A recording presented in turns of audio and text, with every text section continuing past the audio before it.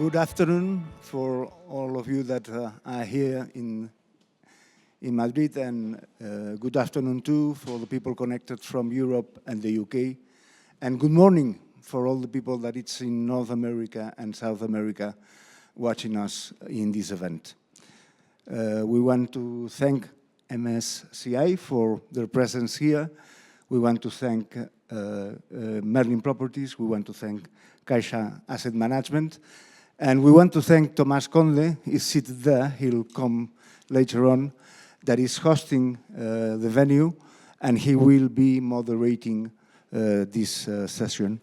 Tomás is the senior advisor on ESG matters to the Association of Investor Relations that I chair. My name is, by the way, Manuel Enrich. We've held in the last 2-3 years around 10, 15 sessions on ESG. And I have to mention that in Spain, as of today, we have, in terms of ESG, very good news, so-so news, and some quite bad news. The very good news is that in the E part of the ESG, we are probably world leaders, and we are recognized on that. On the S part, we've been progressing very rapidly, and now if you see all these surveys that ask people where's the best places to work in Spain, each day we have much more Spanish companies that are selected as the best place to work. But we have one part, which is the G, that we've gone backwards in the last few years. And it's funny because the G was the origin of all that 20 years ago. In the last 4 years, we've seen how the government is taking step on many different listed companies just because they think they have a state or a strategic reason. I'm not going to mention any one of those companies, but there are quite a few. But what I have to say is that, just as a fact, last month it was published that the Spanish state is the largest owner of equities in billions of the Spanish stock exchange. And that comes from the time that in the late 1980s, we were going from the public to private with a great effort. And as I said, in decades, this has not happened. And for the first time, again, in decades, the state is the largest owner of equities in Spain, having passed or surpassed the largest former owner, which was BlackRock. So it's awesome, just food for thought. And having said that, I'll turn on to Tomás, that is going to introduce the panel, the panelists, and is going to lead the session. Thank you, Tomás. Thank you so much, Manuel. Thank you. Okay, so thank you all for coming here. It's a pleasure having you here. So let me, first of all, make a little framing speech, and then I will introduce you all, if that's okay for you. It's going to take me only 3 minutes, 4 at the most. Okay, so current status of the ESG. Well, data is still not good enough to model risk. We all know that. In the second place, too many standards does not help comparability. Third place, too much regulation, difficult to understand. Just remember, for instance, a few weeks ago, recent Draghi's report on the future of European competitiveness, where he recommends, and I quote, streamlining these regulations, especially the taxonomy regulation, to reduce compliance cost and improve competitiveness, as over-reporting could discourage growth and innovation within the EU. So, as I was saying, regulation is difficult to apply and therefore to supervise. Sustainable Finance Disclosure Regulation, Principal Adverse Impacts, PIEs, do no significant harms, and the latest on ESG rating activities, together with the expected, I say, holy grail, though extremely complex to comply with as corporate sustainability reporting directive. We're going to be mentioning all this today over here, which transposition is due September the 6th, still pending here in Spain. It will come out pretty soon, before the end of the year, I've been said. So today we have with us Morgan Stanley Capital International, MSCI. which happens to be the world's leading provider of indexes, portfolio analysis, and risk management tools for global investors.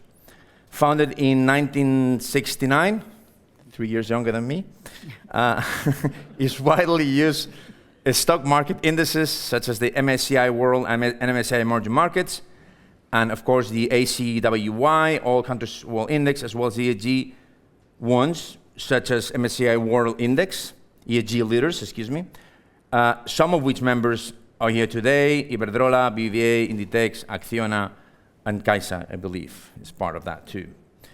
So with this initial framework, to provoke you a little bit, let me introduce the awesome panelists that we are here with me today. So to my right, Cristina Alvarez. She's the head of ESG at CaixaBank Asset Management. According to Inverco, data August 2024, is the first asset manager in Spain with over 82 billion of assets under management and a market share of 23%. Wow. Followed by Santander with 53, BBVA with 50, they both have 15%. Then CaixaBank with 26, Ibercaja 23, both 6%. All of them are here today, so that's why I mentioned that too.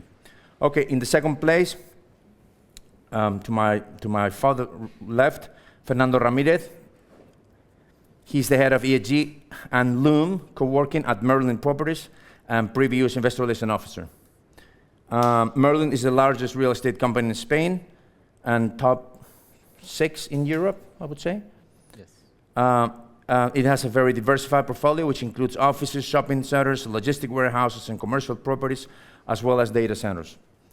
Market cap of almost 7 billion, almost as double as Mobiliaria Colonial. Both are pretty well known over here. In the fourth place, I want to introduce Guido Giese. He's the managing director, global head of ESG and climate solutions research at MSCI. Guido is a mathematician that, sorry for that previously was in charge of sustainability index at RobecoSAM. And it's funny because when it was sold that very same day, we were having an AERI event in Lisbon. Remember that, Javier? And we were having dinner with him, and he goes, "Oh my God, we've been sold." So it brings me very good memories, really. By the way, last year we had the head of Standard, the head of the corporate sustainability assessment over here too. So this is a good place to bring some good information for us. Okay, and then in the fifth place, not here yet, but just in the front row, and later on we'll come up here, Dorothea Brust. She's Vice President, Sustainability and Climate Corporate Sales at MSCI for over 14 years, has built the foundations of the corporate segment within the MSCI ESG client coverage team, and with a lot of clients here in Spain, and I hope they grow. Okay, so now I'm gonna give you the mic, Guidos. You're gonna have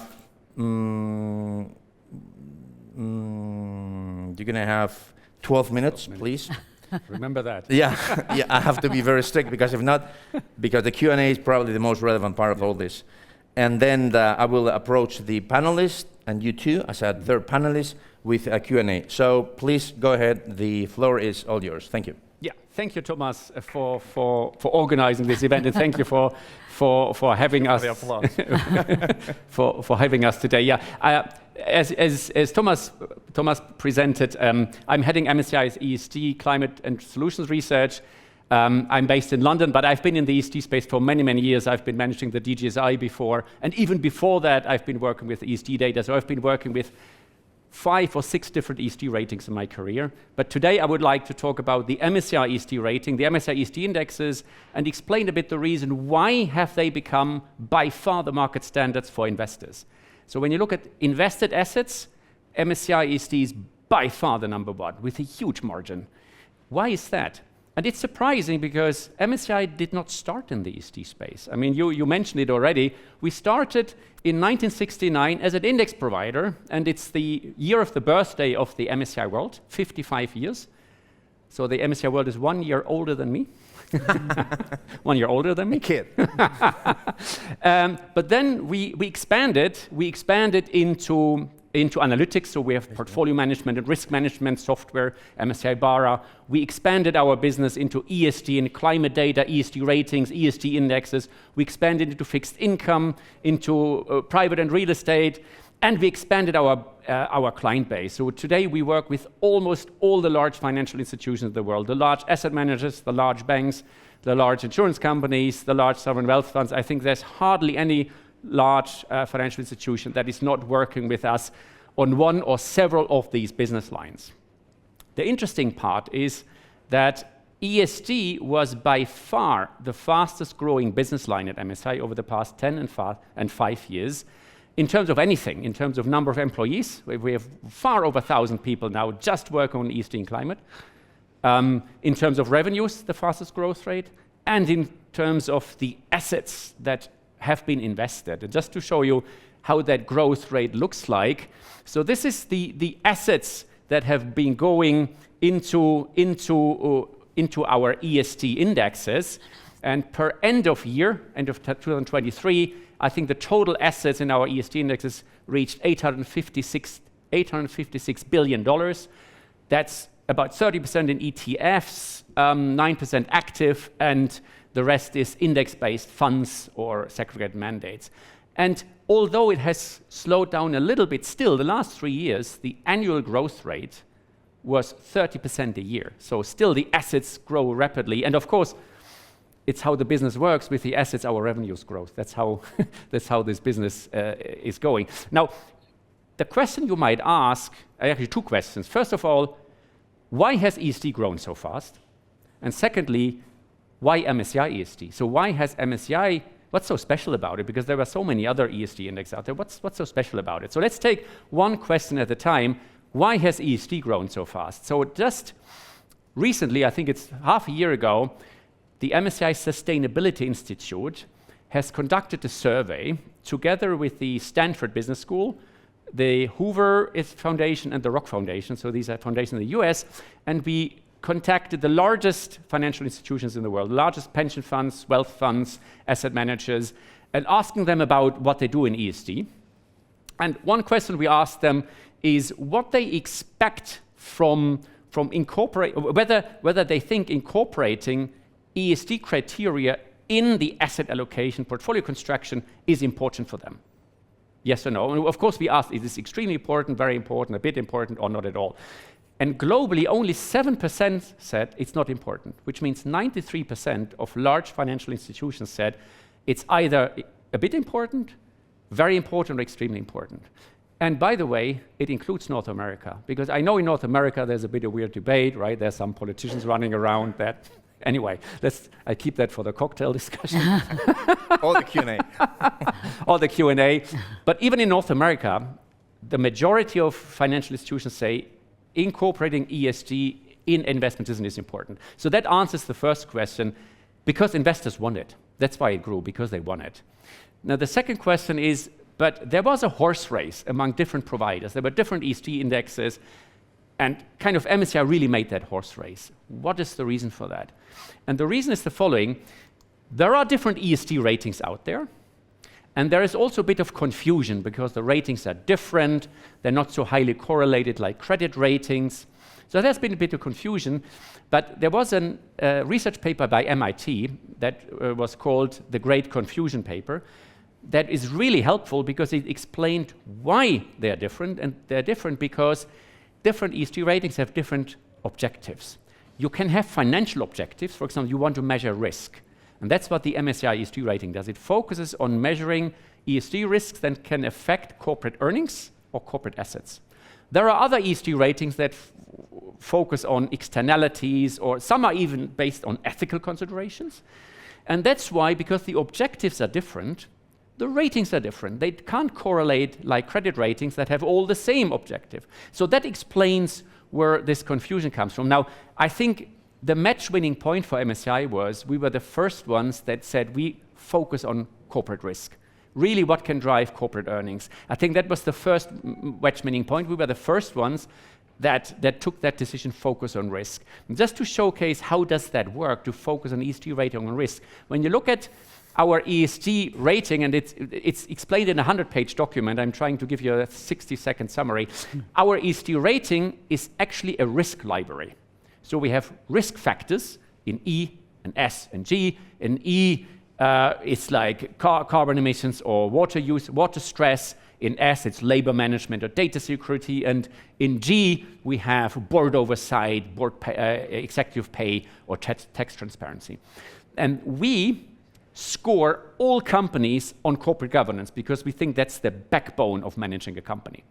But then in the E and S pillar, we only select those risk factors that we think in that industry are really potentially driving earnings up or down. So we're looking at both sides. For example, in the packaging and food industry, which is blue, we're selecting those blue risk factors like water stress. While in the interactive media and services, we choose different ones. We choose, for example, data security, because in any IT-related area, data security is a really big risk factor. So our ESG rating is by far the most risk-focused ESG rating. We really cherry-pick those risks that we think are the most material. So we really build a risk signal, you could say.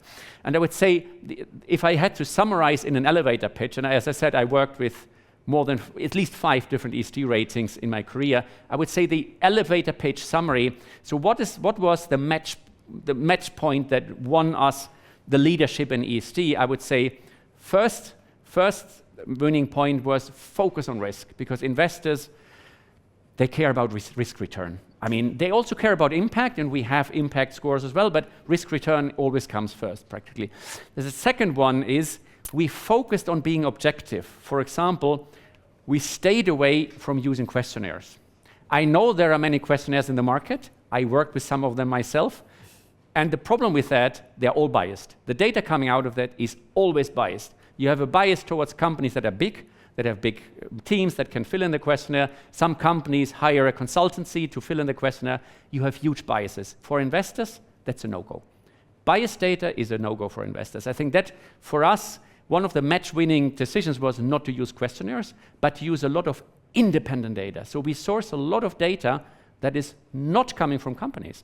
For example, we source data on water scarcity, where we see which areas in the world have water scarcity issues and which companies sit in those locations. It's completely independent. So it's not sourced from companies. It's an independent risk assessment. We also source some data from companies, but we have a lot of independent data to do an independent risk assessment. So I would say that this independent, objective data was really a key issue, and it shows in the performance, because there was a recent study, another study by MIT professors, that studied the financial performance of 6 different ESG ratings. One of it was MSCI's, in portfolios. And the outcome was that the MSCI ESG rating had by far the best risk-return characteristics when you put it in global equity portfolios of all the providers. And they tested different versions of creating portfolios, and all the versions MSCI came on top. And just to summarize that a bit, because MIT did a lot of analysis on that, we also did a lot of analysis on that. I show you the summary in one slide. We have several hundred slides on the website, show you one of it. We took the history of our ESG data, so we have 12 years history in global markets, 17 years in developed markets, and we sorted each month the scores from top to bottom, and we created quintiles. Top-rated quintile, bottom-rated quintile, and we compared the financial performance between the quintiles, so top versus bottom.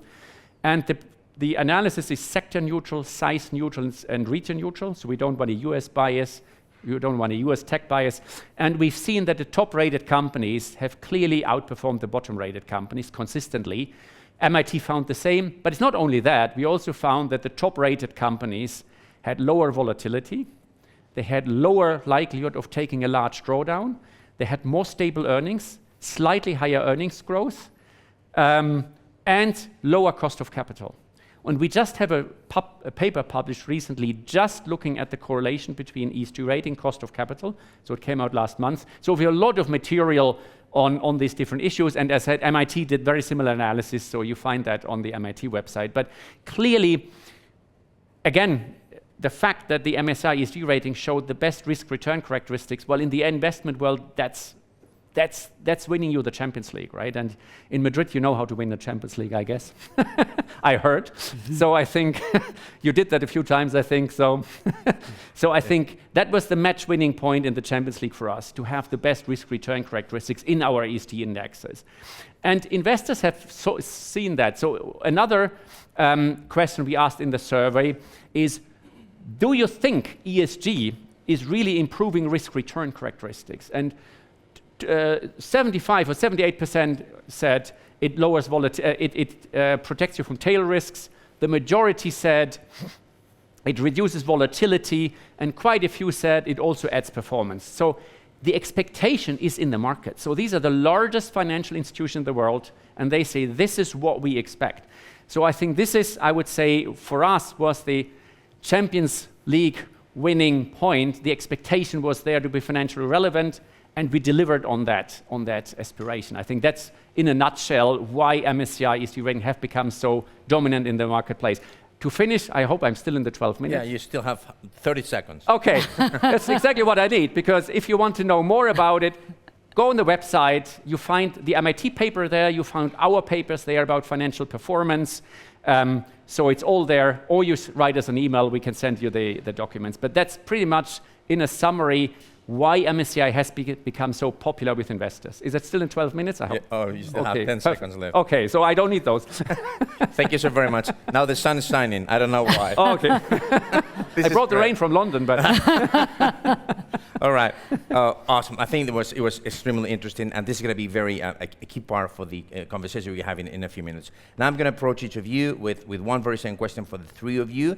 I have like 5 of them. If we can only make more, it'll be okay, all right? But anyway, Christina, I'm going to start with you, if that's okay for you. Okay. So, what are your major concerns related to ESG ratings, ESG indices, and ESG data as CaixaBank asset manager, of course? That's what you are. Thank you so much. We have some different concerns, but mainly the main issue we have is data.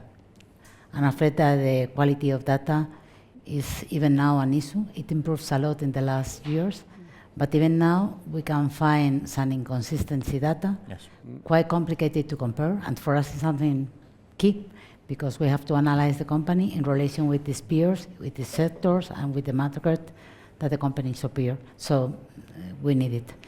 And also we identified in the last years that these data are compromised by independency. I'm afraid that sometimes the weak data is through all the value chains, and sometimes some providers, ESG providers, outcomes are not verified. And this is an issue also for us. When we try to use the data, sometimes it's not working, and you have to go a total step back to identify which is the issue. And the third thing that even now is quite common is the ESG data is patchy, and usually out of date, okay? Yes, because the quality and the quantity of the data, it depends on the asset class, it depends on the country, it depends on the size of the company. I think it's quite easy to have a high quality of data in equity and in the top companies, but when you go to the small companies, it's not so easy, and the quality is not so good. So for us, obviously, it's an issue. But what we need quality, we need coverage, we need standardization. I think this is something, it would be very nice to have the main ESG definitions, because even now we have huge difference between different providers, because without this information, for us, it's some complicated to integrate data in our system, and also in our analysis, and also in our investment process. So maybe this is our main concern. It's, I think you are very, very clear, and I'm pretty sure that MSCI people will have some answers to that later on. Thank you so much. Fernando, would you please, same question. What are your major concerns related to ESG ratings, ESG indices, and ESG data as Merlin Properties, please? Well, basically, you have mentioned 2, if not 3 of them. Lack of consistency and the low quality and the poor quality of data, that's an issue. There is no, let's say, norm in the sense of what is in accordance with the norm and what is not in accordance with the norm. That combined with overregulation and lack of knowledge ends up with the companies having to report 1,000 KPIs when the thing could be very simple. Carbon footprint, CO2 per square meter in our case. If I ask 99% of my colleagues what is the yield for prime office CBD Madrid, they would give me the exact answer. If I ask them what is the amount of CO2 per square meter that your portfolio delivers, nobody will say anything. So we are now in the middle of a whole labyrinth and conundrum, I would say, where nobody knows what to report, what is the framework. There are like thousands of frameworks, thousands of norms, European norms, transposition of the norm, Spanish norm, and the companies are like following all that mess the way we can survive, okay? So nobody stopped to say CO2 per square meter in the case of real estate. It shouldn't be that difficult. Then we can elaborate and also report kilowatts per square meter or whatever you want to add. But we have started the whole thing, I think that the other way around. Because of that mess, companies like MSCI and many other scorers have come up because what investors do is to rely upon them in the analysis of the data and to put a rating of the companies, because if they have to analyze, in our case, 150 pages of non-financial disclosure statement annually, it's impossible when you are invested in 10,000 companies all around the globe. So that's your job, and many of your peers, what they do. Now, the problem is that as it has become a business, and I'm talking as an issuer, as compared to the financial world, where there are only 2 or 3 rating agencies, there are like 20 rating agencies for the non-financial world. And we have different investors that some follow one company, one index, some other follow one company, one index. So we have to submit like 12 questionnaires and information every single year. That's a whole bunch of people and hours and consultants and money spent only to fill up papers and papers and papers and not focusing on investing in our assets and saving CO2 per square meter, which is, at the end of the day, the real challenge that we have. The reduction of the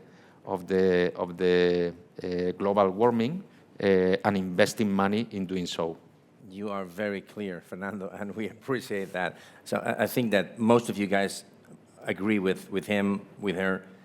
So now, with this very same question, and after having heard the answers from your colleagues, Guido, what would you have to say as MSCI to these comments that probably you agree with? Yeah. No, I mean, at MSCI it's very clear.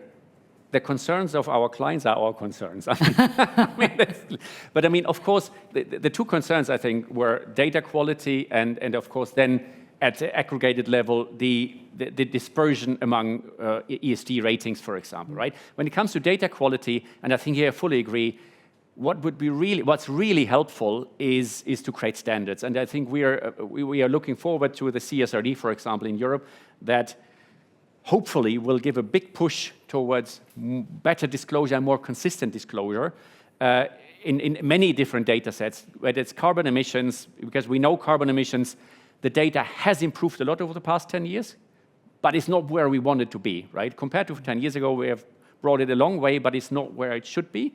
So hopefully CSRD can help. But also new data sets, for example, so many clients in the climate space have told us, we want CapEx data. Who is investing in solar? CapEx data. We want CapEx data. We started researching it, but the disclosure isn't there. So there we hope that CSRD will be a game changer to set standards that we can capture the data, because we can only capture data that is available. And if even companies don't track it or then disclose it, it's hard. So I think on the data side, I think it's not where it should be, but it has improved. And hopefully it will improve more with standards. But if you expect that, for example, better standards will lead to conversions of ESG ratings, no, it won't. Actually, the opposite. There was a study by another academic that checked the correlation between data availability and conversion or diversion of ratings. The more data there is available, the more ESG ratings diverge. And that has to be like that, because when the measurement objective is different, it means when you get more data, you're walking more into different directions. So this data availability, CSRD and so on, will not help the second question. The second question, that ESG ratings diverge, means they have different objectives. And what's the solution here? Well, the solution is, ultimately, ESG is not like credit. It's not a one-size-fits-all. There are different viewpoints in the market, and we see that you can build portfolios with different viewpoints. You just need to understand this rating gives you that viewpoint, and that rating gives you that viewpoint. And that will become more and more challenging, because there will be more ratings coming. I can give you one example. Clients asked us to create a new rating just for the energy transition. It's a different viewpoint. You just look at risks of the energy transition. And that's a new rating that will be built next year. And again, will it create confusion? At the first glance, probably, but when you explain what's the purpose, it gives you an additional viewpoint. And I think ultimately it is challenging for asset owners and asset managers to understand all those viewpoints, but I think there's no way around it. I think that's ultimately why asset managers and asset owners are building their own ESG teams, to understand all these viewpoints you can get out of the data. And there will be more. So we come with more data. Yeah. Okay. You guys are going to listen a whole bunch of this kind of complaints, because this is what's happening. Not only MSCI, but other providers not as good as you guys. But this is the environment that we are in right now. So, okay, I want to start with Cristina, with you. Going to have my second question. Why and how do MSCI rating influence capital allocation decisions in your case? In our case, why? I think it's a really easy question to answer. Why? Because we integrate their data, the rating and the data, the ESG data, in our investment process. And we use different approach. Two of them are really, this data really key. I was speaking about exclusions. In this part, when integrating all the controversy model of MSCI, okay? And this is really important for us. It's our red lines. And also we have an integration model in our investment process. That means that we only integrate material aspects. We are not going to integrate all your book, because it's going to be crazy. But we integrate all the material aspects. And in this sense, we are looking for risk opportunities and learn how to manage the risk and search the best stock picking and sector allocation. And in this sense, in the second part, we're speaking about valuation, and in exclusions, we're speaking about value. There are two different approaches that are really depending on your data, on your ESG data and your rating data. How? Really easy. Exclusions, we have to reduce our investment universe. All kind of companies that are linked to any kind of controversial activity, that have a very severe red flag, the famous red flags for MSCI, have to be really excluded of the portfolio. So it's a really high impact, okay? And also in the integrated model. What's happened in this side, all the data that we are integrating, taking part of the investment process of the different teams. And in this sense, stock picking is really depending on this kind of data sometimes, and also sector allocation, okay? And where is even more important in our funds that are Article 8 and Article 9, according to SFDR. In this kind of products, we have a very high standard related with your data and linked to your rating and your ESG data. Sometimes it's really a commitment in terms of rating. For example, in some funds, we have an average of the year's rating better than the benchmark, for example. But also they have some specific data that's really important, that compromise the asset allocation of the product, okay? So it's really important in our board, yeah. And you have to keep in mind, just to clarify, that 100% of our assets incorporate this kind of data. It's not only a small part of the asset, it's all the asset. And also that 32% of our products, the assets in our products, are classified as Article 8 and Article 9. So the influence is really high, okay? You don't have 6? 6. Article 6, you don't have it. The rest. Article 6 is the rest of the fund that is not 8. Yes. And one question here. Do you have any other, I know you do, but do you have any other, how many providers of ESG data you have? Now. Yeah. 4. Wow. But MSCI is our main provider, okay? Have to be clear and honest. I didn't know, really. Yeah. You better. Yes, they know that are our main provider. Yeah. Yeah. Yeah, okay, yeah. So, with this question applied to your business, Fernando, what would you please answer to this question? Well, we are on the other side Yes. of the table as an potentially investable company. In terms of a strategy, in terms of eligibility? Going straight to the point of Yeah. the indexes, what we have done, Thomas, is that when we started, in this world, and it was like 5 years ago, first thing we did was analyzing which were the most followed indexes by our investor base. Yes. Okay, and we did a roadshow and talked to our top 20 investors because, as I said, the cake is so big that there are many incumbents and people trying to eat the cake. So basically, we analyzed the investor base and said, okay, these are the indexes that are most followed by them. Obviously, MSCI is one of them. And as we cannot go to everyone because that would be absolutely impossible, we identified 7 of the indexes and split them between tier 1 and tier 2, okay? Yes. And those are the ones that we commit effort in order to improve every single year. Yeah. And it's not only an effort commitment. We also incorporated that as part of our compensation plan. So in our case, 15% of our annual bonus and 15% of our stock plan is directly linked to our score in this, okay? So we really devote effort to that because we are putting we're putting fats where our mouth is, okay? Yeah. So yeah, we really pay attention to that.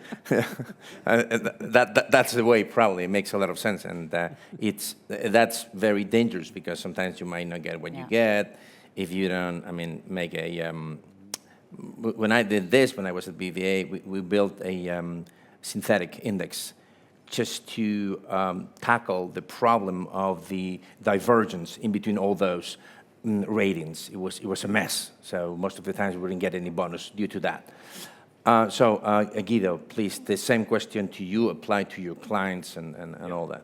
So when we look at how our clients use ESG ratings and where it influences asset allocation questions, I think it's in different parts of the asset management value chain. One part is what we discussed already, indexes. So we see that a lot of pension funds or asset owners in general have changed from a standard benchmark to an ESG benchmark in different ways. Some of them went top down. So they said, we have a policy benchmark. We changed the policy benchmark to an ESG benchmark. And then all the funds below that have to follow those rules of the top fund. For example, Swiss Re announced that they did that, or NZ Super. But then we have a lot of asset owners who go bottom up. They have a lot of different allocations, and then for each allocations, or some of them, they choose an ESG benchmark. And that switches then the capital allocation. But either way, benchmarks are being used one way or the other in the capital allocation. The other way is, and I think you mentioned that already, in stock-specific research or active stock selection. We see a lot of asset managers. They have their own stock selection process where they look at financial data and style factors and quant factors and all sorts of things. And we see a lot of them started including ESG data from us in there. And the funny thing is, even some that don't want to admit that they're ESG investor. For example, half a year ago, we signed up a large manager in Texas, and they literally said, we don't want to be necessarily ESG, but we care about the risk signal. Right? We care about the risk. We don't want to say, oh, we are ESG, but we care about the risk signal. We incorporate that into our stock selection and the research process, just because of it adds risk identification where other factors fail. So in the stock research, we see stock picking research or active management. We see that the rating is often used, but also in other areas, we see that. The ESG rating data often informs voting engagement. So where on what issues you want to engage. They look at our controversies or the weaknesses in the ESG rating report. And so it informs some of the voting engagement. And again, that can lead to capital allocation decisions. And last but not least, I think the rating has also become standard use case in risk reporting, right? Highlighting certain corporate governance risks or weaknesses of companies or strengths and so on. So it has entered also the risk management function, which then indirectly can also lead to change in capital allocation, because if the risk figures tilt in the wrong way, typically you might see a feedback loop into the asset allocation. So I think in all the steps of the asset allocation process, we see that ESG data is being used. Great. I hope you guys, and in here, face-to-face as well as online, get your questions ready for later on, please. Okay, I'm going to tackle the third question. Okay, this is a little longer. And I don't understand it very well, but I did it myself. No, yeah, it's a little speech too. Yeah. The proposal of the European Parliament and the Council on the transparency and integrity of the environmental, the social, and the G rating activities was finally approved, as you know, last April 24th, all right? It was 80% in favor of the Parliament, which is pretty high, but still 20 against. So what does it mean for you? And what about ESMA? By the way, you know that ESMA, they promised to have on this regulation, they are preparing their regulatory technical standards before the end of the year. So to clarify, all right, we have so many RTS that, but anyway, they will be more than welcome. So, but as I was saying, by the way, ESMA is here today, watching Comisión Nacional de Mercado de Valores 2, YOSCO 2, so they are more than welcome. So, as I was saying, well, the ESMA, I mentioned, the ESMA 2025 work program, it's pretty clear, based on transparency and comparability mainly. So tackling all we've been saying here. But my question is, will this improve the race for eligibility as a company? I don't know if you understood my question. It's complex. It's complex. So go for it, please. The first question is about if this regulation is important for us, okay? Yes. Critical. This is the, so the first question is easy. Yes, this regulation is very important for us, and we are really happy about the focus of this regulation is in transparency. And I absolutely, yes, because I absolutely agree with Guido that it should be a drum if the focus of this regulation is put on trying to uniform the methodology of different ESG providers. In fact, just to clarify, for us it's really nice to have different opinions. As you know, and it's defined in this regulation, an ESG rating is an opinion, and a score, something combined that gives us a profile, a ESG profile of a company, of a financial instrument, or a financial product. And this is very nice for us. It's very useful information. And transparency is key for us. So we're really happy in this sense. We feel that these ratings are more similar to the equity research, okay? This is something subjective that helps us a lot. The difference between the different providers give us a lot of opportunities to learn about the company. So it's, in the sense, it's really, really great, okay? Maybe the reason that we are so happy about this regulation is that until now we lack some transparency in terms of methodology in some ratings providers, okay? It's not so clear. Most of them. Most, I want to be polite, Thomas. Excuse me. Yes. Well, not you. And no, but it's obvious. It's not transparent, enough transparent, and the granularity is not enough. Yes. So it's quite complicated to use this information.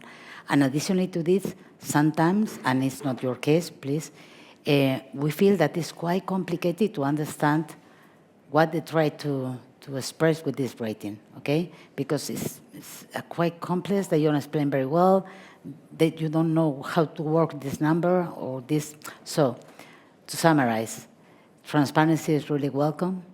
It's going to help us a lot to use this data, because as you can understand, if we don't understand how it's used, the data and how it works, it's quite complicated to integrate it in an efficient way in our system and to integrating in our analysis or also in our investment process. So welcome in this case. Welcome to this regulation. Yes. Same question for you, Fernando. Well, related to that, I'm going to tackle one thing, which is CSRD, which is basically the framework, okay? So we come, as I said, from plenty of frameworks, a messy situation, inconsistency of data, and many data reported out there with no, let's say, systemacy and concurrency among the different numbers, okay? So CSRD on paper comes to create the standard. El Plan General Contable, sorry for the Spanish word, for the non-financial... The accounting plan, yes. Yeah, for the non-financial information. Makes a lot of sense. So if we think it through, it's a good idea, because if we learn how to report with that standard, and everybody does it under the standard, it will ease the life of everybody, of the issuers and of the investors, and also of the index readers, because, and we will not have to fill any questionnaire, because we will do the job once per year, issue the non-financial report as per that regulation, and then rating agencies will give a score depending upon the data that they find there, okay? Excellent idea. The problem is the regulator. Because if you go to the CSRD and understand what they are trying to impose to companies, it's something impossible to comply with. Let's be frank, impossible to comply with. 1,800 KPIs only to comply with the law. And we are talking about ESG, not financial metrics, non-financial metrics. 1,800 numbers. We are not prepared to do that.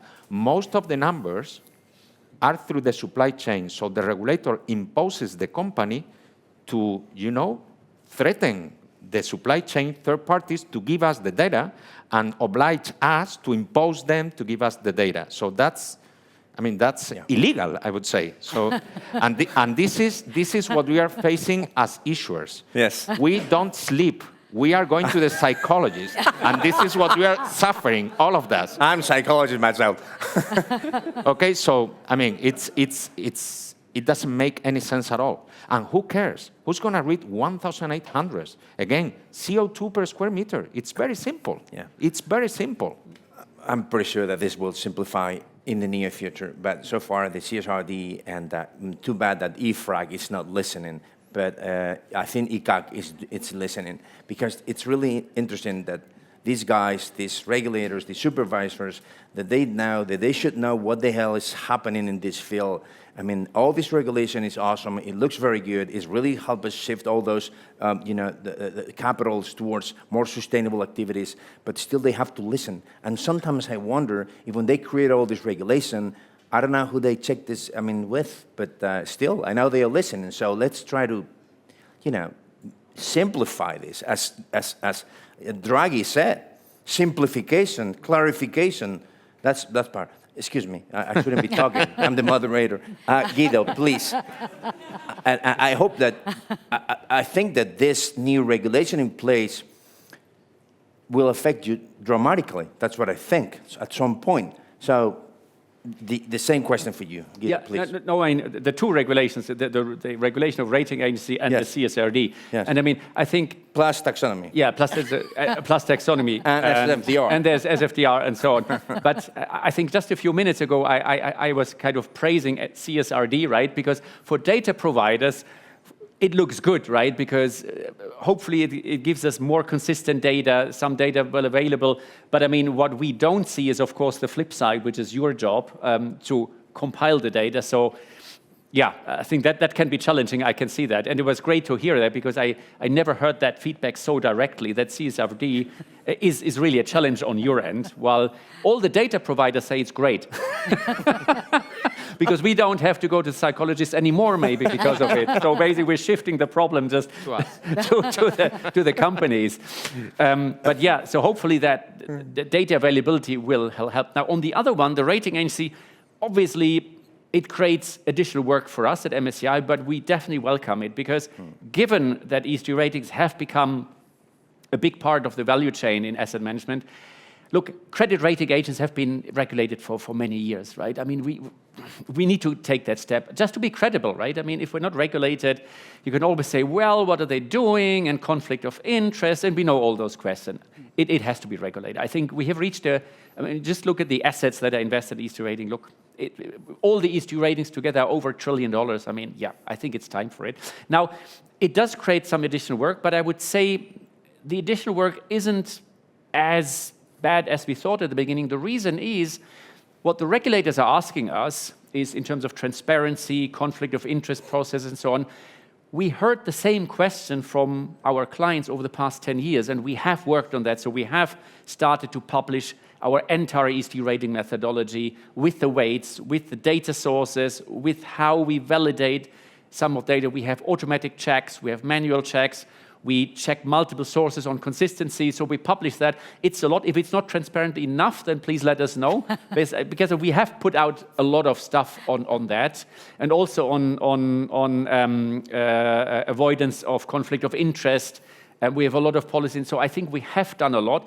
The additional work really is, of course, to file it, to demonstrate to the regulator. That does create additional work for us. But I would say, in terms of impact on the rating, I would say potentially CSRD might have a bigger impact, because hopefully, but it phases in, right? CSRD comes in phases, so we'll see in 2027, I think, when the last phase comes, how much of an impact that has. But I would say that has potentially the bigger impact than the rating regulation, because that's more about showing that we're doing our homework. Okay, great. The Q&A is going to be awesome. I'm going to approach the fifth, and I lost it, but anyway, it should be around here. The question was about controversies. You've mentioned that before. Yeah. And it's been precisely ruled out of the new regulation. Any thoughts on this? I don't miss regulator in this size. I think controversy is something really important for us. This is right? critical, yeah. This is in our integration methodology and integration process, so it provokes a lot of headache, but also it's a very nice way to keep dynamic all the integration process, okay? You have to think that a portfolio manager make this kind of analysis. They identify the material factors, they put the asset in the portfolio, but after they have to follow the company and review this analysis each time they have a controversy, okay? So this is something good for the process. And you have to think that also the controversy is something really key in our business. Every time a company have a controversy, and we have this company in our portfolios, we have a potential risk and we have a lot of harm. In fact, we have reputational risk. Sometimes we are accused of greenwashing because, I don't know, we have Resol in the portfolio. It's a bad example, but this is a recent article with Resol and us. And also, we have a financial risk. As you know, sometimes this kind of controversy provokes a financial loss in the value of the company in the market. It provokes problems with the margins, with revenues, and even sometimes there are risks that the company lost its social license to operate. Correct. Yeah. So it's really important for us to keep ongoing control and monitoring this controversy, and it's really important for us to have updated information about the company. I think the science is clear, it's easy. We have different sources. We have the NGOs, we have industrial reports, we have also governance reports, we have the news, social media, we have a lot of alerts around, and of course, our main providers are ESG providers, okay? They give us all the support to all the portfolio. And in this sense, I am quite happy in this. I don't need any regulator explaining to me. No, I think we work together, stay up. Maybe the only thing I really miss is to better engage with the provider. Yes. In this sense, okay? Because for us, it's quite easy, at least until now, to engage with the companies. It's really easy. In fact, I have to say thank you, but because every time we call the company with a controversy, they give a call and they have the answer. Yes. I usually in a few days or in a few weeks, they give you a lot of information to really to understand the situation, the special situation, the controversy. But on the other hand, I feel we are in the middle between the companies and the ESG providers, because engagement with the ESG providers, with the controversies, is not so easy for us. And sometimes it takes months, and really, believe me, months, that you have updated information, and we can contrast. Sorry, Dorothy. We can contrast this information. And this is something key for us, because this is an alert for us. Yes. We have to solve this alert, and we have to take a decision. Usually, we don't have to make any adjustment in the portfolio, but sometimes we need this quick information and contrast from the provider, and I'm afraid that it's not there. Yeah. For me, when I was dealing with investors at the Investor Relations Officer as ESG, it was a pain in the neck, the controversies, then to do with them and to check that information, triple checking that information, convincing them, using some evidences and all that stuff. Was really was a pain in the neck, to say so.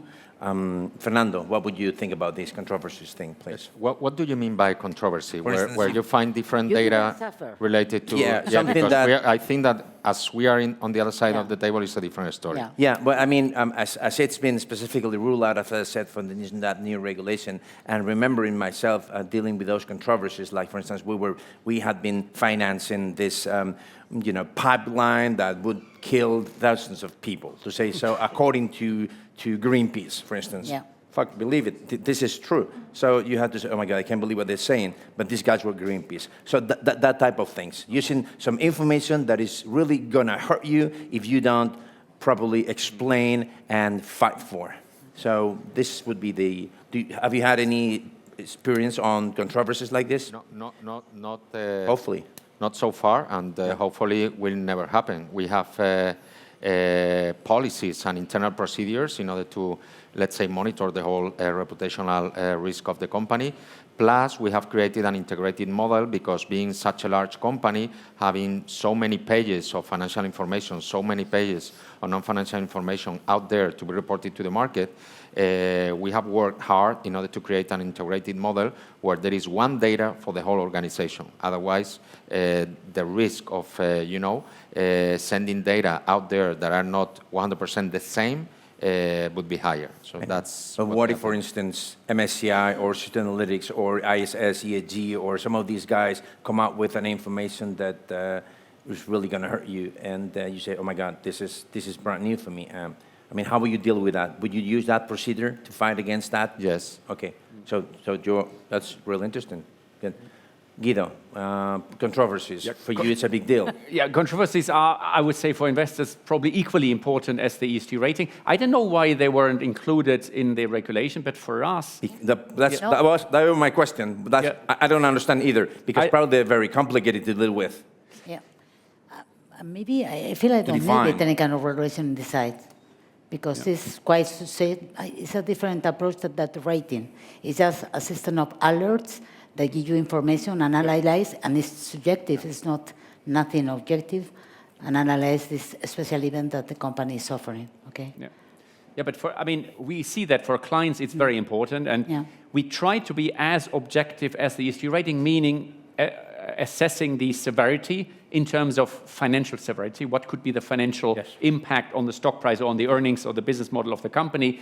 And for us, we follow the same procedures, right, in terms of control process of data, in terms of conflict of interest avoidance, these things. So for us, there isn't a big difference, because we know it is equally important as the ESG rating, because it gives you the other perspective, right? The ESG rating shows you what risks could happen in future. So how could the earnings be impacted in future, while the controversy shows you what has happened already, what has gone wrong, and how severe could that be. So these are like twins, right? The forward-looking element and the backward-looking. That's why for a risk assessment of a company, they're equally important. That's why I think we should treat them equally in terms of our processes, and the regulators don't. I don't know why.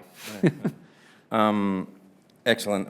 I have my fifth and last question. This is about the possible embedding of the credit rating agencies, CRAs. I've always been thinking and saying that I see that in the near future, we're going to have the CRAs fully embedding ESG within the credit rating. Most people disagree with that, but I insist on this. In fact, when you guys last July issued that, you reached that agreement with Moody's, I believe, I thought that was part of the deal myself. That's ridiculous. But anyway, the question would be, and I start with you, Christina, again. Yeah. So do you think that the CRAs will finally fully embed ESG within the credit ratings? Who knows? Who knows? Yes. But would it make sense? For me, it really makes sense. But it depends on the regulator. As you know, ESMA have to send technical advice to the European Commission in relation, I think in December of this year. Yes. They have to send the before the end of the year. Definitely, yes. Right. So in this moment, we're going to have more visibility about how it's going to be the regulator decides. But I think it makes sense. I think that it's clear that when a sustainable factor have a real financial material impact in a company, had to be included in this credit rating. Yes. Okay, I think this is not any kind of that. But also you have to think about financial impact and environmental impact and social impact. Okay, and sometimes it's not so easy to include in the credit rating, and this is something that the sector have to work and to explore different alternatives, because I think it's really, really important. Because environmental impact, social impact sometimes is really, really important. For example, in mining sector, when they have a split, they have really a financial impact, and this is evident, but they also have an environmental and social impact, Absolutely. and usually it's not something reversible. So it's really important to include this in this kind of evaluation. I know that the time horizon is different. In the credit rating is an horizon, in the ESG factors another one, but I'm sure that there are a lot of clever people that can work on it and find a result to integrate and really full embed these factors in the credit rating. I think it's very important. What would you think, Fernando? Mixed opinion on that. Go for it. Can I be absolutely honest? Yeah, absolutely. You are, in fact. So, and we appreciate that. What I think is that it should be the case, but it's going to be tough to happen. Today, as it works, is that let's say, decarbonization or energy transition effort, which is money at the end of the day, is a modifier, not of the financial risk profile, but of the business risk profile in the standard rating that you get as a company. If the rating agencies would incorporate the real decarbonization cost, I'm talking about real estate, which is what I know, commensurate with the pathway to net zero, all the commitment as companies that we have said we are going to be net zero in 2030, 2035, the reality is that the money that we have to spend is unaffordable. Is unaffordable. So if you factor that in a financial model, your credit risk rating would lower by 3 notches, 4 notches. It would make the credit risk profile absolutely, high yield. So that's one fact. Second fact, again, the business, because this is a business. So for the rating agencies, for S&P and Moody's, they are happy campers now, because they, instead of charging 1 rating per issuer, are doing 2. So double money. 1 for financial, 1 for non-financial. 1 regulated, another unregulated. And unregulated, that's peace. That's you do whatever you want. Okay, so there is a natural reluctance to merge the non-financial with the financial risk profile. Third thing, governance, which is something that is included as part of the ESG rating and should be, in my opinion, this is personal opinion, a different story. Governance, you cannot rate it, either financial or non-financial standpoint, in my opinion, because the way to rule over governance is the vote in every single year, and that's the territory of ISS and Glass Lewis. That's the territory of ISS and Glass Lewis. They already rate you. And in fact, you have a lot of sovereignty about that as an investor, because you can vote in favor or against every single year. Okay? Governance, at the end of the day, is the way we govern our house. Strategy. And you are freely invited to come or not come, but you cannot change the architecture of my house. It's my house, and these are the rules of my house. So if you like it, you come to the party. If you don't like it, don't come to the party. And yeah, okay, you are being very radical. You warned me, but yeah, I mean, I fully buy what you're saying. I mean, and you're a business guy, so this is great. By the way, all we're talking here, this is all financial materiality. There is nothing in this field that is not financial material. And if it's not financial materiality, we don't care about it. Because social is financial, environmental is financial, everything is financial, whether we like it or not, okay? Well, that's, I don't think I should be saying that, but that's true. Guido, your thought on this final question. Yeah. No, we don't publish credit ratings, right? We only have the ESG rating, but we approached the same question in a slightly different angle. We asked ourselves, does the MSCI ESG rating, because it's so risk-focused, does it have additional explanatory power for credit risk for a credit manager? So if I'm a portfolio manager and I'm managing a portfolio of corporate bonds, obviously I'm using credit ratings, I mean, obviously, and I'm using other data points like duration of bonds and issue size and liquidity and all that stuff, right? And typically I have a portfolio model for all this managing. And then we said, what if we put the ESG rating into such a model? Would it add explanatory power just for credit risk, just for managing credits in a better way? And the answer is yes, it does. So it has better explanatory power for credit spread volatility, for extreme moves of credit spreads like downgrades, upgrades. So we did a lot of tests. We said, yes, it does have additional explanatory power. And when we published the paper, the funny thing is we published a paper on that. The month before we published the paper, we seen that the fixed income team of JP Morgan published a very similar analysis in the Journal of Portfolio Management. We were like, ooh, they were 1 month faster than us. But at least they came to very similar conclusions that it does add explanatory value for credit, for managing credit risk. Absolutely, yes. And then, of course, the question is, okay, what do credit ratings agencies do with that? That's their business, right? I mean, maybe they say we can earn more money by keeping it separate. Maybe that's one solution. But we do see it as value in terms of explaining credit risk for a portfolio manager. So it should be somewhere there. Yeah, wonderful. It's great. Okay, so before we tackle the Q&A, we're going to have, I mean, there has been a few mentions to engagement with you guys, which is critical with you and others, but now we're talking about MSCI, world leader. We love you guys over here. So maybe, Dorothy, would you be so kind to give us 6 minutes explanation on engagement with you guys? Do you want to sit over here? Yes. Okay, yeah. This is not, yeah, this is working now. Yeah. Hello, everyone.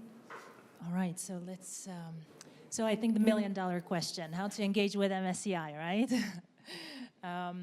Okay, so I'm here to shed light on that, both, well, mainly from a corporate perspective, okay? So as within the audience, we mostly have corporations, investor relations people, sustainability managers from corporations. So, well, first of all, let me say that MSCI, the way we engage with companies, we try to be fair and consistent in the way we engage with companies. So everyone gets the same shot at having communication and access to our research team in the same way. So there's absolutely no preferential treatment.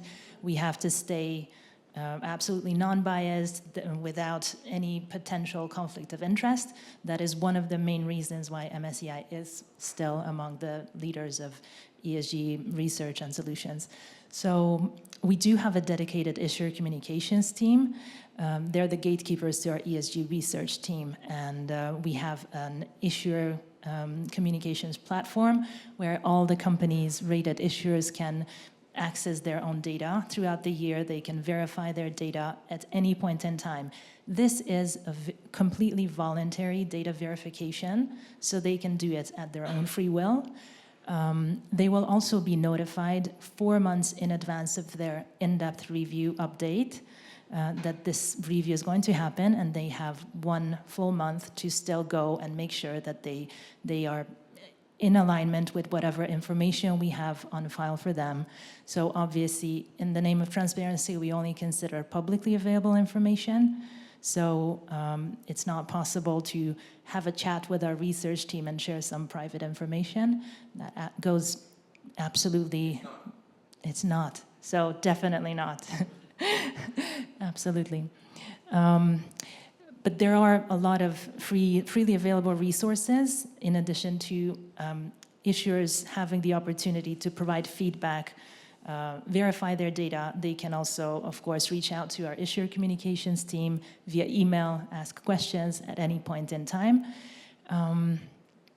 There are data corrections that take place. We always prioritize those. Those are being addressed within 20 business days, and then any additional data reviews are handled separately depending on the complexity of the data points, and how many research people we need to involve. All right, so freely available resources. We do have, for rated companies, they can access the Issuer Academy on MSCI One. The link is here, actually. You can go and check lots of useful resources, pre-recorded videos, explainers on methodologies. Issuers can, of course, issuers and investors and everyone can actually access our publicly available methodologies, which go to quite some detail. So we have key issue methodologies for every single key issue. And then there's also, when it's, there's one more thing. It's not working? No, it is. Okay. All good. All good.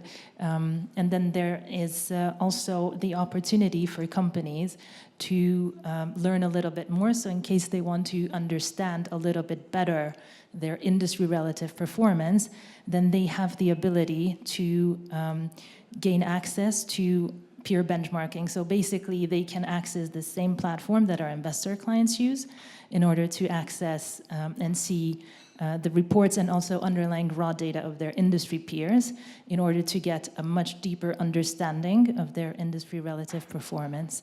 And actually building on the feedback of corporations where they really want to get better engagement with MSCI. Earlier this year, we have launched a solution which builds on the peer benchmarking exercise, which allows companies to formally engage with our ESG research team twice a year. Now, before you raise your eyebrows, it is absolutely in a non-advisory remit, so we do not advise companies on what they need to do in order to improve. We do not hold their hands and tell them, okay, this is step number 1, priority number 2. That's not what we do. The idea of these biannual engagements, opportunities with our research team, is for the companies to get a crystal clear understanding of how the MSCI ratings methodology has been applied on their company. What are the data sources that we have used? What are the industry best practices?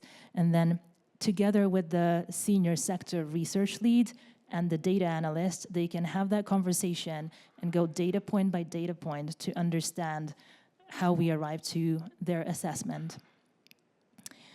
And what about those companies that are not rated? So obviously we rate more than 10,000 companies worldwide, but there are still some companies outside of these 10,000 which are not rated and would still like to leverage the opportunity that comes from having an independent third-party verified ESG assessment. Because potentially they are looking ahead of an IPO, or they want to issue a bond and they want to diversify their investor base. So that's when a provisional ESG rating could come into the picture. So that's a point-in-time assessment. It's a one-time snapshot of a company's then current performance, which is building on the exact same methodology that all other companies are being rated on. And it's something that can be licensed by MSCI or from MSCI. So the process overall takes 3 months, out of which 1 month for the company to reply to the questionnaires, and then 2 additional months for MSCI to produce the report itself. So that's really it. I don't know how many minutes I used, but I think... 6 minutes, 20 seconds. Fantastic. All right, so that more or less concludes my part of the presentation, but very much open to questions. Stay around because Yes. some questions will be addressed to you. Yes. Oh. Okay, so let's now, thank you. Lori, thank you so much. Okay, now let's go to the Q&A, all right? So I open the floor for you guys. So questions from the audience. There's one hand raised right there, a friend of mine. This was not, you know, I didn't know he was coming, by the way. Valentin is Ferrovial. Please, go ahead. Okay, well, yes, Valentin Falla, Sustainability Director at Ferrovial, an infrastructure company, a Dutch infrastructure company, but based in Madrid, right? So, Amsterdam, no? Well, I mean... well, in Amsterdam. But, oh, okay, excuse we me. operate here. Yeah, I know. Sorry for that. No, my question or comment, if you want, first, we really welcome the point of MSCI doesn't use the questionnaires, you know, because we fulfill around 20, 30 questionnaires every year. We're a victim in that sense of the ESG, as my colleague Fernando.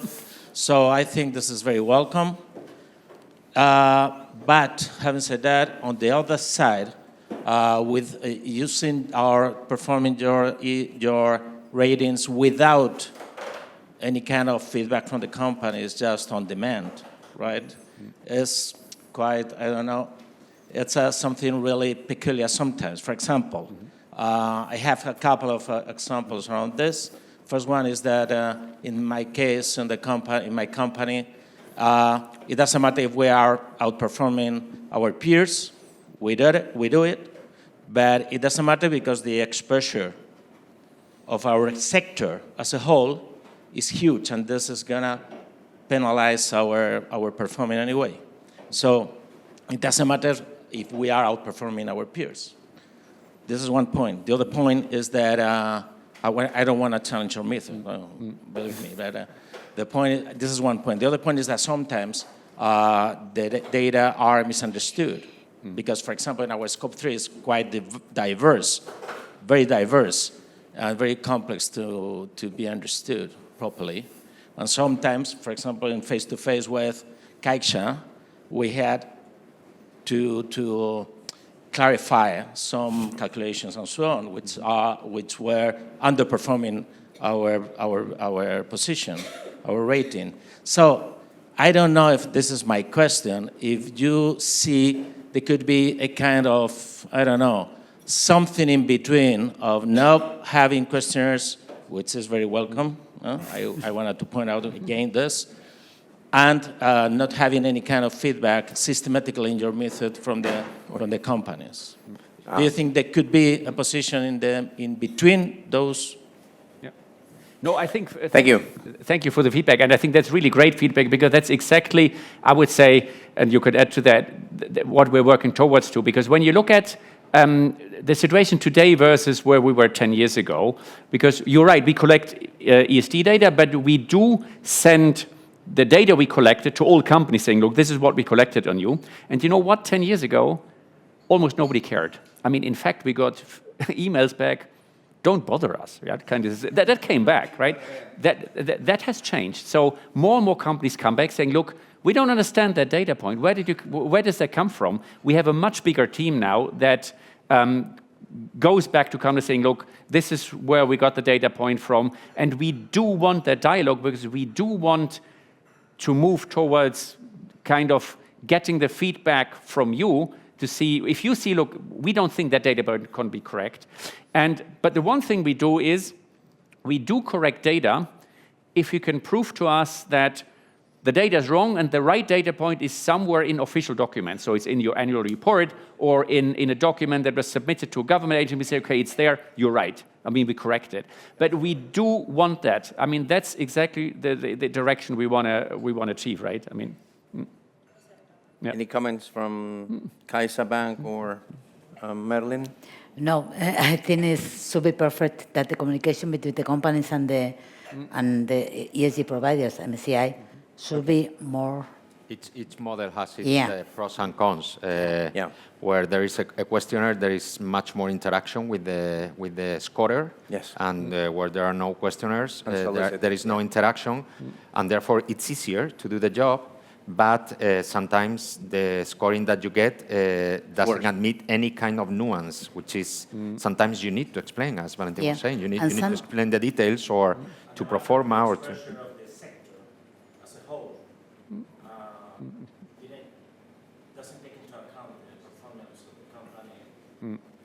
Okay. Yeah. Yeah. We'll have a drink after this to keep discussing. You raise your hand too. Angel Endesa, right? No. We can now hear you. Yeah? Hello, yeah. Yeah. Well, first of all, I don't want to give you bad news, but this thing about the relying on CSRD so that it's going to be more homogeneous information is make it easier for you. Well, you know, because first thing we are seeing is that it depends if it is material or not, you're going to report on that. Second, there are things that you are asking for that are not included in CSRD. And third, even the standard, when you get into the detail, it doesn't specify whether you need the information about percentage of women that are in positions that generate cash flow or just information about women in the company. So I'm not so sure that you're going to live better. So just as an introduction. And then, you know, recognizing, I mean, Valentin has done a good introductory work for me because I had written a lot of questions. Your comments were really interesting. And actually, I wanted to read through them because if not, it's going to take me too long. So I just wanted to go through. The first thing is that, again, we would be very happy because, you know, there are probably 5, 6, as you were saying, 7 main indexes, raters that are interesting for us. So if you give us questionnaires, we'll pull them up. So if that is going to help to have more information, better information, that's okay. But it's good if you have the approach that you just take information that is out there. But I think that there it is very important to have really systems that works in terms of engagement. For us, for instance, it's been a nightmare to go through MSCI. We've been like 2 years going on with mails, with answers. We update the information. You get answers that are no, yes, you don't know why. So I think that probably transparency and engagement are 2 things that, due to the fact that actually you're very relevant and we all recognize that, would help a lot, you know, because there is their information, even in cases, as you were commenting, that are funny, because, for instance, when you take information, for instance, about the percentage of incomes that come from your nuclear activity, it happens that you have the taxonomy published, verified by some Big Four that I think deserves some credit, but still you do your estimations. Then when you are asked why the estimation is different and you don't take the taxonomy, by chance the estimation is reviewed, still not the real data in the public report, but then the estimation is closer to the real data. So I think that all that can help in terms of engagement, not going into formal claim system that probably 2 months later give you the information, while on the other hand, when you're talking with the consultant part, you get the information better and faster. That could help, you know, in terms of engagement with the issuer, and also in terms of transparency. For instance, when you're building indexes that take into consideration 4 factors, one of them, the fact of being a previous constituent, sometimes you think whether if you have better ratings than the ones in the indexes, the index reflects the current best ESG players or the best historical ESG players. So I think that I think that it would be really fantastic if you could go a little bit deeper in improving in terms of transparency into the criteria or how you estimate, how you take the different weights, and also the transparency and engagement with the issuers. Angel, thank you so much. Chief Sustainability Officer at Endesa. That's more a recommendation rather than a question. Any comments on this from MSCI? I think both comments, when I listen to both comments, I think points taken, I think engagement is very important. I guess we take that home to see how we can improve that, right? Because as I said before, we do want more engagement, more feedback, because it does. But you understand why? Because MSCI is the leader, and we want to, you know, be properly rated. And if I disagree with MSCI, I need to fully engage right away with you guys, because a lot of indexes are, you know, benchmarked to you. So I wouldn't be eligible. Okay? I mean, you guys are leaders in this field. So just listen to what the rater are saying. So this is great. Any other questions coming from the audience? We can talk about the Yeah. Okay, Rodrigo. He's a huge issuer, Rodrigo Robledo, from the Spanish, how do you translate that? Autonomous Community of Madrid. A wonderful one. Madrid region. So thank you so much for inviting us for this fantastic event. I'm Rodrigo Robledo, Director General of Financial Policy and Treasury at Comunidad de Madrid. And back to the public sector. And I want to share with you how I see the situation with regard to the ESG rating. I mean, we started in 2017 in sustainable bonds. We are by far the largest issuer in the public sector after the Spanish Treasury, with more than 20 billion outstanding sustainable and green bonds. Big money. We are the only issuer with the green bond fully aligned with the EU taxonomy, fully aligned. You will find just a few issues in Europe. And we always focus on portfolio approach. So what happened 2 years ago in a conference with some investors, they talked to us about why not having an ESG rating. And I say, but I cannot have an ESG rating because nobody has offered me the possibility to have an ESG rating. So we've been in contact with some of the main ESG rating providers, and they provide this on an unsolicited basis. So the main ones, they say, no, I mean, this is unsolicited, and sub-sovereigns, they are not subject to get an ESG rating. And I say, so investors like CaixaBank, they take this into account, but I cannot even send the information. So finally, as you are the market leader, we've been following you, and we realized that this August you provide us an unsolicited ESG rating for us, but nobody has tried to contact us to get, I'm not talking about private information, confidential information. I want to talk about public information. Comunidad Madrid webpage is a nightmare, believe me. So I just want to be able to send you the public information and to be able to have, I mean, I'm working with the main rating agencies in the financial sector, and we have every year a meeting with them where we explain the public information and we submitted the information. So I just need is just the possibility, if this is something that really matters for investors, and this is something I cannot pay for that because it's unsolicited, at least has the opportunity to get in contact with you, to submit the public information, and if possible to have just a small meeting where I can explain some details, because obviously this is something we are doing with private investors on a frequent basis. So, I mean, if this is something that really is important for investors, and you are one of the market leaders, why not offering us the possibility of getting in contact with you to provide this public information, because it's something that will matter for investors, and I think as you want to continue being a market leader, I think will be good for you as well. I just want to know why this is not happening as of now. Another recommendation. Great, thank you so much. You want to take? I keep that. Can you hear? Another mic, please, over here. Yeah, okay. Okay. Now it's working. right. Yeah, thank you so much for sharing this questions. I'll try to respond. So I fully understand your point of view, and obviously there are many, many companies who would love to have the opportunity to have that short conversation with the research team. Unfortunately, as I mentioned before, just due to the sheer number of companies, both corporations as well as sovereigns, sub-sovereigns that we rate, it is impossible to have that short conversation, because even if we have a huge ESG research team of 400 people, but literally instead of doing their research, they would be on these calls all the time. It's just not possible, not scalable, and also not fair to companies, because we would not be able to do that conversation with every single rated entity once or twice a year. So impossible. This being said, we do have the dedicated issuer communications team. So they are available for any clarification, any information.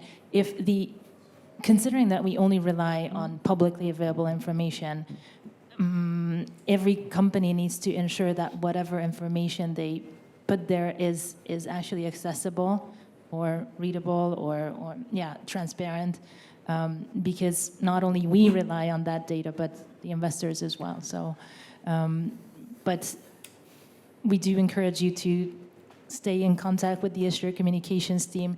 You can also as I said, you can verify your data at any point in time throughout the year. So the channel is always open, and the door is always open for companies to provide feedback. Yeah, thank you so much. I think that this has been, for me, by far, the very best session on ESG we've had so far. This has been amazing, thanks to you guys. MSCI, this is the market over here. This is Spain, Portugal. I don't know if it's quite similar to others. Probably it is. But these are huge issuers, and just let's pay attention to what they're saying. Okay, I think this is it. If this is okay for you, 1 minute. Manuel, please, would you just farewell for all of us? I had always my homework well done, but I never accomplish what I have to accomplish.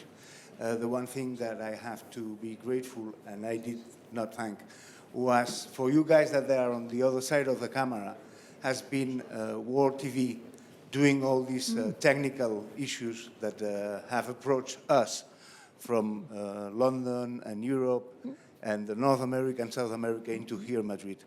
For the rest of us that remain here, thanks again, Merlin, thanks again, MSCI, Tomás, for hosting us, and Cristina, Caixa Asset Management. We can have now a drink, something to eat, and we can continue the discussion here.